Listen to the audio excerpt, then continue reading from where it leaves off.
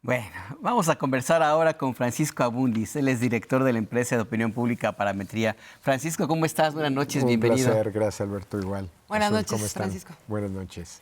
Pues bueno, ahorita platicamos si nos da tiempo del engrudo, pero antes de eso, ¿cómo van en algunos estados de la República la contienda electoral? Buen punto, yo creo que es buena oportunidad para ir revisando algunas de las 9 contiendas. La semana pasada habíamos revisado qué pasaba en la Ciudad de México y tenemos algunos números. Me parece que es interesante ver lo que está pasando, por ejemplo, esta noche Puebla, sería un buen ejemplo. Podríamos ir luego con Morelos, Veracruz, algunos de estos 9 estados que tienen gobernaturas. Te diría que en general las mediciones hechas cara a cara en vivienda traen una diferencia de entre 15 y más de 20 puntos, ¿no? Las más cerradas. Hay algunas más abiertas. Estas, como alguna que se presentó ahí como un ejemplo, que tiene 95% de rechazo porque son encuestas telefónicas con robot, que hay que mencionar, hay que decirlo, en Estados Unidos, por ejemplo, están prohibidas, son un delito, porque es un engaño. Ok. Empecemos por ahí, ¿no? Y sí presentan un margen más pequeño. Y presentan un margen distinto al que tienen las demás, que me gusta lo que ustedes presentaron en el reportaje, perdón, porque es sí, 95, o sea, si se quejan de que hay altas tasas de rechazo en cara a cara, imagínate una llamada por robot, ¿quién le va a responder? Entonces, si llegaran a tener algún dado acertado o alguna vez algún dato, pues tiene que ver más con una casualidad, ¿no? Es decir, pero no necesariamente con un tema metodológico, con 95% de rechazo, que por lo menos en eso son honestos, ¿no? Entonces estamos viendo en las encuestas domiciliarias un porcentaje de diferencia de más o menos 20 puntos. Sí, yo me iría, por ejemplo, a la de Morena. Encol, que publicó en el Universal, donde Alejandro Armenta tiene una ventaja, 59 puntos, Eduardo Rivera tiene 40, ¿no? Son 19 puntos de diferencia. Me parece que por ahí pueden estar los números hoy. Decir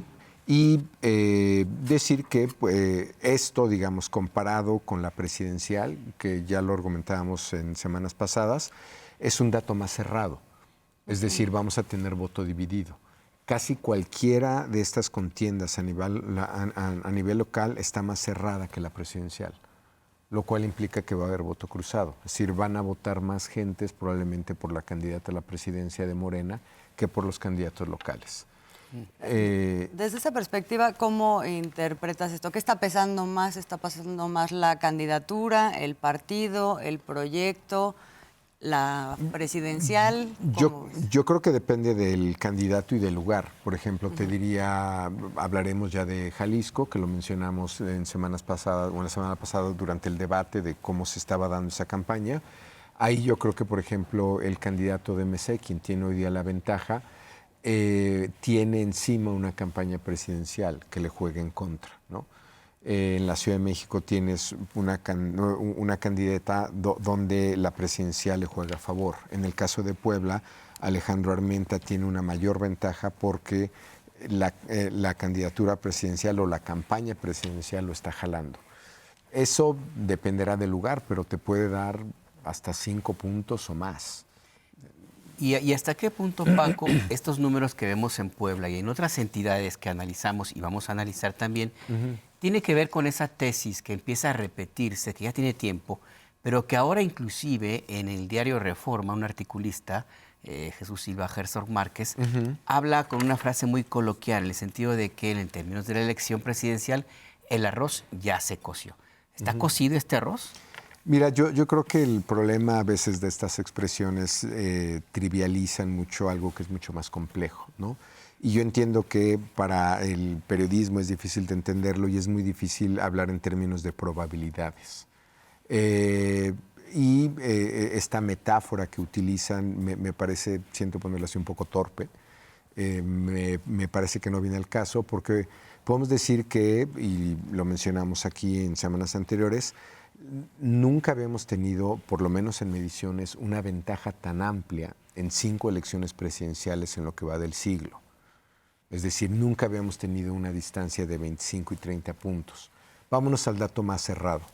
GA-ISA, ¿no? Que digo, me parece que es un colega que fue muy preciso en 2000, 2006. Fue el primero que dijo que Fox podía ganar, fue el primero que dijo que Calderón ganaría por un punto. Él le da 20 puntos de diferencia. Para hablar de récords, ¿no? Digo, porque también eso importa. O sea, ¿quién lo dice? Estamos hablando de un colega que lleva un cuarto de siglo en el mercado, en la actividad. Es la medición hoy día validable más cerrada. 20 puntos a favor de Claudia Sheinbaum. ¿No? ¿Pero qué es lo que dices que está trivializando? Que no se trata de si se trata de probabilidades, Azul. O sea, se trata de qué tan probable es que pueda haber un cambio de ganador, ¿no? ¿Y qué tan probable? Muy poco probable. Muy poco probable. Que pueda haber eventos, que pueda haber cambios, siempre lo ha habido. Lo hemos dicho también aquí. Las elecciones presidenciales en este país suelen cerrarse. Pero ¿se puede cerrar tanto esta elección como para un cambio de ganador? Es lo que se ve poco probable. Y ahí incluso nos podremos ir a datos históricos, ¿no? La última elección presidencial. ¿Cuánto obtuvo esta oposición de la que estamos hablando? ¿Cuánto obtuvo, sin ir a mediciones, cuánto obtuvo en el 21? ¿Cuánto obtuvo el partido en el gobierno? Sumado, si fuéramos y si vamos a simplificar el asunto, eso sumó 37 puntos. Azul. Si nos vamos a ese antecedente, las mediciones están dando más o menos eso como techo de la oposición. 37 puntos. O sea, no podría pasar a 37. Podría, suma José Antonio Meade más Ricardo Anaya, eso te da 37 puntos. Es decir, también importa, más allá de las mediciones, importa el mundo de lo posible. ¿Habría alguna razón por la que hoy la oposición pudiera obtener más que eso? Es probable, hay un voto altamente motivado, anti-oficialismo, antigobierno, antipresidente López Obrador, anti-Morena, lo creo.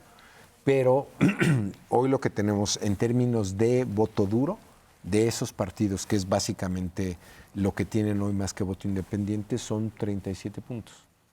Yo creo que, más allá de lo que digan las mediciones, ¿no? O sea, le estoy dando datos duros, ¿no? ¿Habría alguna razón por la cual la oposición pueda... ¿Es eso su piso o su techo? Sería una pregunta, me parece un poquito más sofisticada que si el arroz ya se coció o no.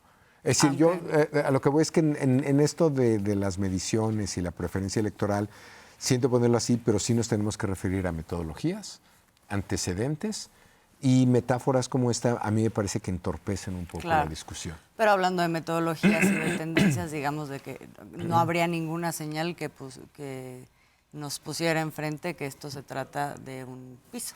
Faltando 2 meses de la elección no se ve, y por eso me remito al dato de un colega que me gusta, porque me pareció que en el 2000, 2006 era un dato que se tenía que apreciar por haber sido el primero que dijo que podía ganar Fox o el que fue el que le dio un punto a Calderón. Hoy día ese dato dice que la diferencia es de 20 puntos. Pues muy significativo y sobre todo la fuente, como bien dices, Francisco. Me lo parece que es importante revisarlo así, también por récord. Claro, pues ¿no? Se nos acabó el tiempo, nos quedamos como siempre muy picados en este tema, pero ya seguiremos platicando. Muchas Muchas gracias. platicando, gracias. Al contrario, un gusto. Igualmente.